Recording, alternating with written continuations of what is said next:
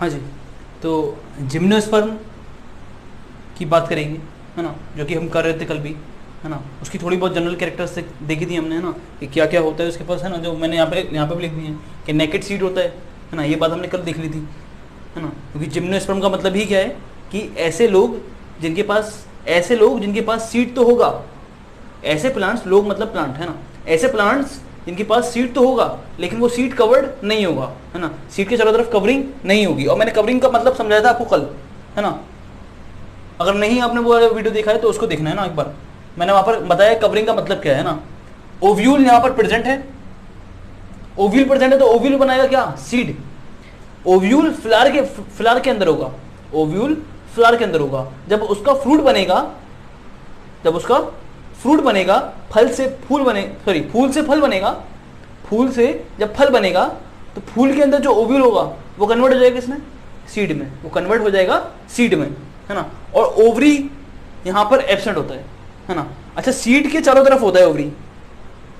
अच्छा, सीड के चारों तरफ क्यों होता है, जैसे आम होता है तो आम के चारों तरफ क्या होता है, पल्प होता है ना, पल्प, है ना, गूदा होता है उसका, है ना, तो गूदे को पल्प बोलते हैं एक तरह से ना, फ्लैशी पार्ट, तो वो ओवरी है, वो क्या है, ओवरी, है ना। और सीड क्या है, सीड ओव्यूल था पहले, है ना, जब वो फ्लावर था तो वो ओव्यूल था और वो अब क्या बन गया आम के केस में, है ना, वो सीड बन गया। और चारों तरफ क्या है, चारों तरफ उसका गूदा है, पल्प है ना, फ्लैशी पार्ट है, फ्लैशी ईडेबल पार्ट है, खाने लायक पार्ट, है ना, उसको बोलते हैं हम ओवरी। तो ओवरी यहाँ पर एब्सेंट है, यानी कि ओवरी नहीं है, यानी कि जो सीड होगा उसके चारों तरफ कुछ कवरिंग नहीं होगी, है ना। तो सीड विदाउट कवरिंग, सीड तो होगा लेकिन विदाउट कवरिंग, सीड तो होगा लेकिन उसके चारों तरफ कवरिंग नहीं होगी, है ना, विदाउट कवरिंग होगा, है ना। इंपॉर्टेंट बात है, ये बातें हम कल कर ली थी ना। उसके बाद हमने वास्कुलर बंडल की बात करी थी कि जिम्नोस्पर्म के वास्कुलर बंडल के पास जाइलम होगा और फ्लोएम भी होगा। जाइलम और फ्लोएम जैसे एंजियोस्पर्म के पास होते हैं उससे थोड़ा सा डिफरेंट होगा, है ना। क्या डिफरेंट होगा मैंने बात करी थी पिछली कल वाली वीडियो में, उसको आप देखो, है ना एक बार। उसके बाद हम थोड़ा सा और आगे बात करते हैं। तो वास्कुलर बंडल इसका कैसा होगा, कॉन्जॉइंट होगा और ओपन होगा। क्या मतलब है कॉन्जॉइंट का, जॉइंट मतलब जॉइंट, है ना, यानी कि आपस में जुड़े होंगे इस तरह के कुछ, है ना। वास्कुलर बंडल ऐसे होंगे कि यहां पर एक तरफ होगा जाइलम और एक तरफ होगा फ्लोएम, है ना। तो मान लो कि एक तरफ क्या है, एक तरफ यहां पर क्या है, यहां पर है फ्लोएम और एक तरफ क्या होगा, जाइलम, है ना। फ्लोएम होगा और जाइलम होगा, एक तरफ फ्लोएम होगा एक तरफ जाइलम होगा, है ना। तो इसी का मतलब है कॉन्जॉइंट होगा। क्या होंगे आपस में, कॉन्जॉइंट होंगे, आपस में जुड़े होंगे। कौन, जाइलम और फ्लोएम दोनों आपस में जुड़े होंगे। जाइलम क्या करता है, जाइलम फूड कंडक्ट करता है और सॉरी, जाइलम वाटर कंडक्ट करता है और फ्लोएम फूड कंडक्ट करता है ना। तो ये दोनों क्या होंगे, आपस में जुड़े होंगे। ये वास्कुलर बंडल्स कहलाते हैं ना, इन दोनों को वास्कुलर बंडल कहते हैं। और ओपन होगा, ओपन का मतलब क्या है कि इन दोनों के बीच में, इन दोनों के सेंटर में, यहां पर इन दोनों के सेंटर में मेरिस्टम प्रेजेंट होगा। क्या प्रेजेंट होगा, मेरिस्टम। जो मेरिस्टम यहां पर प्रेजेंट है ना, इन दोनों के बीच में जो मेरिस्टम प्रेजेंट है, मतलब मेरिस्टम क्या होती है, मेरिस्टम तो डिवाइडिंग सेल्स होती हैं, डिवाइडिंग टिश्यू होते हैं, हाँ सही बात है ना। तो यहाँ पर इन दोनों के बीच में क्या होंगे, जाइलम फ्लोएम के बीच में डिवाइडिंग टिश्यू प्रेजेंट होंगे, इसलिए बोल रहे हैं इसको ओपन बोल रहे हैं और कॉन्जॉइंट बोल रहे हैं। कॉन्जॉइंट मतलब हो गया दोनों जुड़े होंगे आपस में, जाइलम फ्लोएम आपस में जुड़े होंगे। और ओपन होगा, ओपन का मतलब है कि ग्रोथ होती रहेगी। ओपन का मतलब ये है कि ग्रोथ जाइलम फ्लोएम की होती रहेगी, है ना। तो कैम्बियम प्रेजेंट है, कैम्बियम बोल रहे हैं इसको, है ना। यहाँ पर जो सेंटर में प्रेजेंट है वो कैम्बियम है ना। कैम्बियम क्या करता है, डिवाइडिंग टिश्यू होता है, और डिवाइडिंग टिश्यू क्या करेगा, डिवाइड करेगा, और जब डिवाइड करेगा तो ये फ्लोएम की सेल भी बनाएगा और जाइलम की सेल भी बनाएगा, है ना। बाहर की इधर की तरफ क्या करेगा, फ्लोएम की सेल बनाएगा, और इधर की तरफ क्या करेगा, जाइलम की सेल बनाएगा। ये जो कनेक्टिव टिश्यू होगा, ये जो सॉरी कनेक्टिव टिश्यू कर रहा हूँ, कनेक्टिव टिश्यू कहाँ से हो गया ना, ये जो मेरिस्टेमेटिक टिश्यू होगा ये बाहर की तरफ फ्लोएम के सेल बनाएगा और अंदर की तरफ जाइलम के सेल बनाएगा, है ना। तो ये इस तरह की चीज को बोलते हैं, इस तरह के कनेक्शन को बोलते हैं। ये कॉन्जॉइंट हो गया, दोनों आपस में जुड़े हुए हैं, और बीच में कैम्बियम प्रेजेंट है। कैम्बियम डिवाइडिंग टिश्यू होता है जो क्या करेगा, जाइलम बनाएगा, फ्लोएम बनाएगा। अच्छा, ये ऐसे प्रेजेंट होंगे, कैम्बियम कुछ ऐसे होगा यहाँ पर, है ना, और जाइलम फ्लोएम ऐसे होंगे। उसमें मैंने लिखा था कैम्बियम कुछ यहाँ पर ऐसे करके होगा। तो जब कैम्बियम डिवाइड करेगा तो कैम्बियम क्या करता है, सेकेंडरी ग्रोथ बढ़ाता है, प्लांट की सेकेंडरी ग्रोथ कराता है कैम्बियम प्लांट की सेकेंडरी ग्रोथ का मतलब क्या है? अच्छा, एक तो होता है कि प्लांट सीधे सीधे ऐसे जा रहा है ना, एक होता है प्लांट चौड़ा होता है ना, जैसे नीम का पेड़, आम का पेड़ है ना, तो ये क्या होते हैं, प्लांट चौड़े चौड़े होते हैं ना, तो चौड़ा, जब प्लांट चौड़ा होने लगे उसको बोलते हैं सेकेंडरी ग्रोथ है ना, जब प्लांट सीधा सीधा ऊपर जा रहा है उसको बोलेंगे प्राइमरी ग्रोथ है ना, और जब प्लांट चौड़ा होता है तो उसको बोलते हैं सेकेंडरी ग्रोथ। तो यहाँ पर सेकेंडरी ग्रोथ होगी, यहाँ पर सेकेंडरी ग्रोथ प्रेजेंट है ना, ये प्रेजेंट का साइन है, यहाँ पर कैम्बियम प्रेजेंट है ना, दोनों वास्कुलर बंडल के बीच में कैम्बियम प्रेजेंट है, और secondary growth present, secondary growth भी प्रेजेंट होगी है ना। सेकेंडरी ग्रोथ जिम्नोस्पर्म क्या होते हैं, पतले पतले थोड़ी होते हैं, जिम्नोस्पर्म मोटे मोटे होते हैं, बड़े बड़े उसके ट्रंक होते हैं, पेड़ चौड़े चौड़े पेड़ होते हैं ना, तो यहाँ पर जिम्नोस्पर्म के अंदर सेकेंडरी ग्रोथ भी होगी है ना। मोस्टली दे आर ट्रीज, ज़्यादातर इनको पेड़ बोलते हैं, ज़्यादातर जिम्नोस्पर्म क्या होंगे, वो पेड़ होंगे है ना, तो इनको मोस्टली ट्रीज बोला जाता है ना, इनको मोस्टली ट्रीज बोला जाता है। हाँ, आगे बात करते हैं।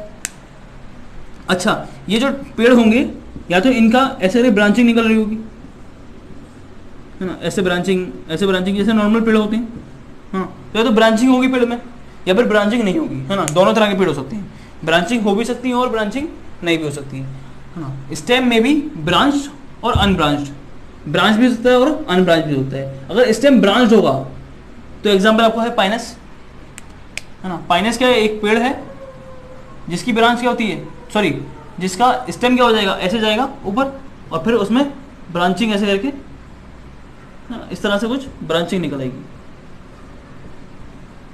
है ना, इस तरह से पड़ा हुआ ये ब्रांचिंग हो जाएगी, क्या हो जाएगी, ब्रांचिंग हो जाएगी। तो अगर ब्रांचिंग है जिम्नोस्पर्म के अंदर तो एग्जाम्पल है पाइनस, और ऐसे पेड़ भी होते हैं जिनके पास ब्रांचिंग, जिनके अंदर ब्रांचिंग नहीं होगी, एग्जाम्पल है साइकस। साइकस का पेड़ में क्या होता है, साइकस का पेड़ सीधे सीधे ऐसे करके जाता है ना, ऐसे करके जाता है बिल्कुल है ना, सीधे सीधे ऐसे करके जाता है और ऐसे करके लीफ निकलती रहती है इसके चारों तरफ है ना, ऐसे ऊपर बढ़ता जाएगा और चारों तरफ है ना, ब्रांच यहाँ पे क्या होंगी, लीफ निकलती रहेंगी है ना, ब्रांचिंग नहीं होगी है ना, ब्रांचिंग नहीं होगी। ऑल्सो नोन एज कोनीफर्स, इनको क्या और क्या बोला जाता है, इनको कोनीफर्स भी बोला जाता है, इनको कोनीफर्स भी बोला जाता है। कोनीफर्स इसलिए बोला जाता है क्योंकि ये अच्छा नीचे की लीफ जो होंगी वो थोड़ी लंबी हो जाएंगी, ऊपर की लीफ थोड़ी छोटी होती जाएंगी, समझ रहे हो, ऊपर की लीफ थोड़ी छोटी छोटी और नीचे की लीफ लंबी होती जाएंगी। तो ये शेप कैसा ले लेंगे, ये शेप ले लेंगे कोनिकल। कैसा शेप होगा इनका, देखने में कैसे लगेंगे, कोनिकल लगेंगे, देखने में कोनिकल लगेंगे, इसलिए इनको बोलते हैं कोनीफर है ना, कोनीफर, ऐसे प्लांट को कोनीफर बोलते हैं। Conifer have zero phytic adaptation, तो यानी कि जो लोग ये कोनीफर्स होंगे यानी कि जिम्नोस्पर्म के प्लांट्स, इनके पास जीरो फाइटिक एडेप्टेशन होती है। ये जीरो फाइटिक एडेप्टेशन क्या होता है, देखो फाइटिक का मतलब तो होता है प्लांट, फाइटिक का मतलब प्लांट, फाइटिक का मतलब प्लांट है ना, फाइटिक का मतलब होता है प्लांट। जीरो का मतलब क्या होता है, अच्छा जीरोक्स मशीन होती है, सुना है इसका नाम, जीरोक्स की मशीन होती है ना, जहाँ पे जीरोक्स होता है ना, फोटोकॉपी है ना, तो जीरोक्स में जो कॉपी होती है ना वो ड्राई कॉपी होती है ना, एक होती है प्रिंटिंग मशीन, एक होती है जीरोक्स। इन दोनों में फ़र्क क्या है, दोनों में फ़र्क ये कि जो प्रिंटिंग मशीन होती है वहाँ पर जो डाई लगती है, वहाँ पर उसके ऊपर जो उसके ऊपर इंक लगती है वो गीली गीली लगती है ना, लेकिन जब फोटोकॉपी निकल के आता है तो ऐसा थोड़ी होता है कि भैया फोटोकॉपी करके पेज निकला और तुमने हाथ लगाया तो तुम्हारे हाथ पे इंक आ गया, ऐसा होता है क्या, नहीं होता है ना। तो फोटोकॉपी में जो कॉपी होती है वो ड्राई होती है और प्रिंटिंग में गीली कॉपी होती है ना, तो फोटो और उसको बोलते हैं जीरोक्स कॉपी है ना, तो जीरोक्स आया वहीं से है ना, यानी कि वो ड्राई होगी, क्या होगी, ड्राई है ना, गरम गरम पेज निकल के आता है, यानी कि जीरो का मतलब क्या है, ड्राई, जीरो का मतलब ड्राई है ना, और फाइटिक का मतलब प्लांट, यानी कि ऐसे प्लांट जो सूखे एरिया में रहेंगे ना, ड्राई एरिया में रहेंगे, ऐसे प्लांट जो ड्राई एरिया में रहेंगे उनके पास क्या एडेप्टेशन होगा, उनके पास क्या कैरेक्टर्स होंगे कि भैया वो ड्राई एरिया में रह रहे हैं तो उनको पानी कम से कम अपना खर्च करना है ना, पानी को बचा के रखना है ना, इस तरह की कैरेक्टरिस्टिक होगी उनके पास। तो ऐसा कुछ होगा कि वो कुछ कवर करेंगे अपने आप को, ऐसे प्लांट्स अपने आप को कवर करेंगे कुछ चीज़ से ताकि उनका पानी कम लॉस हो है ना, तो अलग अलग कैरेक्टर्स होंगे ना। तो क्या होगा, तो पहला कैरेक्टर है थिक क्यूटिकल है ना, कोनीफर्स के पास जीरो फाइटिक एडेप्टेशन होगा, यानी कि ऐसे कैरेक्टर्स होंगे जो प्लांट कम पानी में सर्वाइव करते हैं, वो वाले कैरेक्टर्स कहाँ मिलेंगे, कोनीफर्स के पास मिलेंगे। कोनीफर्स किसको बोल रहे हैं, जिम्नोस्पर्म को ही बोल रहे हैं ना। थिक क्यूटिकल होगा इनके पास। थिक क्यूटिकल का मतलब क्या है कि इन पेड़, ये जो पेड़ होगा ना, ये जो पेड़ है ना, तो पेड़ के चारों तरफ क्या होगी, पेड़ होगा ना ऐसे करके, ये पेड़ है मान लो, है ना, तो पेड़ के चारों तरफ क्या होगा, कवरिंग होगी, है ना, क्या होगी, कवरिंग। बिल्कुल ऐसी प्लास्टिक जैसी कवरिंग होगी, बहुत ज़्यादा खतरनाक वाली, है ना, कि पानी बिल्कुल भी बाहर ना निकल पाए, पानी का लॉस ना हो जाए, है ना। तो बड़ी मोटी सी क्यूटिकल की कवरिंग होगी, है ना। अच्छा, क्यूटिन होता है मटेरियल, एक क्या होता है क्यूटिन मटेरियल, वो क्यूटिन मटेरियल यहाँ पे लगा होगा, है ना, इसके ऊपर क्यूटिन मटेरियल लगा होगा, ये स्टेम है मान लो, तो इसके ऊपर क्यूटिन मटेरियल लगा होगा, बिल्कुल चिकना चिकना वैक्सी मटेरियल होगा, उसको बोलते हैं क्यूटिन, है ना। लेकिन लेयर को क्या बोलेंगे, लेयर को बोलते हैं क्यूटिकल, है ना। तो वो लेयर होगी बहुत ज़्यादा थिक, कहाँ पर, इन प्लांट्स के अंदर, है ना। और इसकी लीफ क्या हो जाएगी, अच्छा जब थिक क्यूटिकल है तो पानी का लॉस नहीं होगा, पानी निकलने का कोई चांस ही नहीं है ना। अच्छा, इसकी लीफ कैसी होगी, इसकी लीफ अगर बहुत ज़्यादा चौड़ी हो जाएगी ऐसे, है ना, तो सरफेस एरिया क्या हो जाएगा, अगर लीफ ऐसे चौड़ी चौड़ी होंगी तो सरफेस एरिया क्या होगा, सरफेस एरिया बहुत ज़्यादा बढ़ जाएगा, और सरफेस एरिया बढ़ जाएगा तो पानी का लॉस भी बढ़ जाएगा, है ना। तो इसलिए क्या होता है, इनकी लीव्स होती हैं बिल्कुल बारीक बारीक, है ना। लीव्स कैसी होती हैं, लीव्स ऐसे करके होती है, बहुत बारीक बारीक, है ना, बहुत बारीक बारीक, है ना, बहुत ज़्यादा बारीक बारीक लीव्स होंगी, है ना। तो निडल लाइक लीव्स होती हैं, कैसी होती हैं, निडल लाइक लीव्स, है ना, सुई की तरह लीव्स होती हैं। अच्छा, स्टोमेटा भी मिलता है इनके पास, है ना, और इनके स्टोमेटा को बोलते हैं सनकिन स्टोमेटा। क्या मतलब है सनकिन स्टोमेटा का, देखो जरा, कहाँ दिखाऊँ, यहीं देखो, है ना। मान लो कि एक स्टोमेटा होता है ऐसा, है ना, कि यहाँ पर ऐसे एक गार्ड सेल है और बीच में स्टोमेटा, है ना। एक स्टोमेटा होता है गड्ढे में स्टोमेटा, वो ऐसा करके होगा कुछ, कि ये सरफेस है, ब्लैक से दिखाता हूँ, मान लो ये सरफेस है ना, तो स्टोमेटा कहाँ है, ये प्लांट का सरफेस है ना, प्लांट का सरफेस, प्लांट की त्वचा, मान लो प्लांट के ऊपर स्टोमेटा है, तो स्टोमेटा कैसे होगा, स्टोमेटा गड्ढे में होगा इस तरह से, है ना, यहाँ पर स्टोमेटा मिलेगा,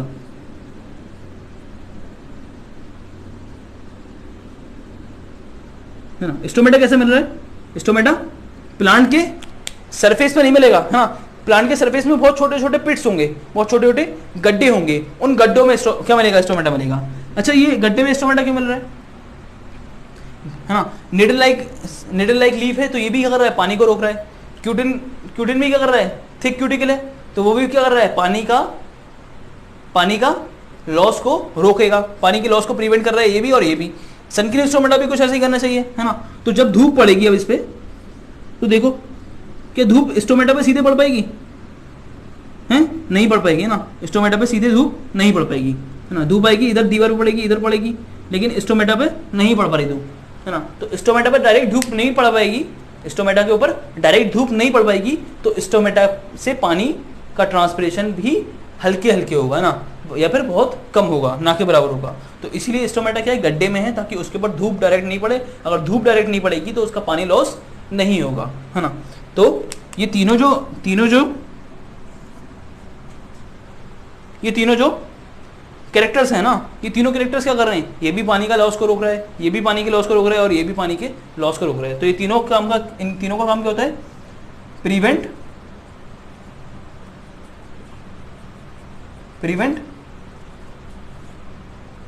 वाटर लॉस, तो ये तीनों का काम क्या होता है कि ये पानी के लॉस को प्रिवेंट करेंगे। ये तीनों काम क्या करेंगे, तीनों लोग ये पानी के लॉस को प्रिवेंट करेंगे, है ना। तो ये थोड़ा सा था जिम्नोस्पर्म, है ना।